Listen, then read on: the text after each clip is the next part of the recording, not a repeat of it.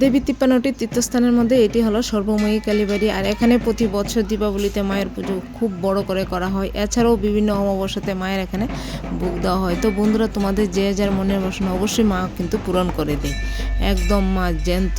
তো বন্ধুরা, চলো তোমাদের একবার মায়ের রূপটা দেখিয়ে দিই। আর মায়ের এখানে ঘন্টা আছে, তো আমি ঘন্টাটা প্রথমে বাজিয়ে নিয়েছি, নিয়ে মায়ের কাছে প্রণাম করে এখন মায়ের রূপটা তোমাদের দেখাবো। সবাই একবার জয় মা সর্বময়ী বলে কমেন্ট করে যাও।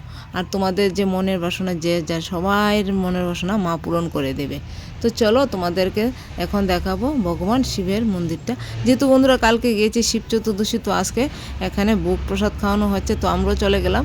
গিয়ে আমি ভগবান শিবকে প্রণাম করে নিয়েছি, নিয়ে এখন চলো তোমাদেরকে ভগবান শিবের মন্দিরটা তো দেখেছো আর কতটা সুন্দর। আর এখানে প্রতি বছরই ভগবান শিবের যে পূজাটা, এটাও বড় করে করা হয়। তো তোমরা অবশ্যই কিন্তু এখানে একবার আসবে আর ভগবান শিবের দর্শনটা দিয়ে নিয়েই যাবে।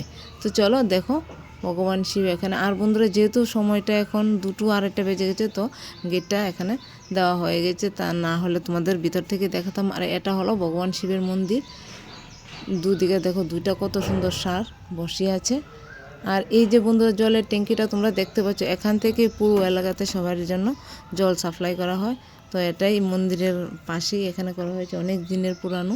আর এই হলো মন্দিরের আশপাশটা, এখানে অনেক লোক বসে আছে মায়ের প্রসাদ খাবে।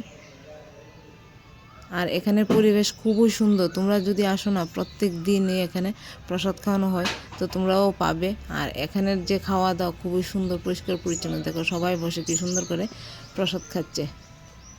তো আমরাও একটু খেয়ে নিলাম প্রসাদ, যেহেতু গিয়েছি প্রসাদ খাওয়ার জন্য। আর এই হলো আমার নতুন এক বন্ধু, এখানে গিয়ে আমার সাথে দেখা হয়ে গেছে।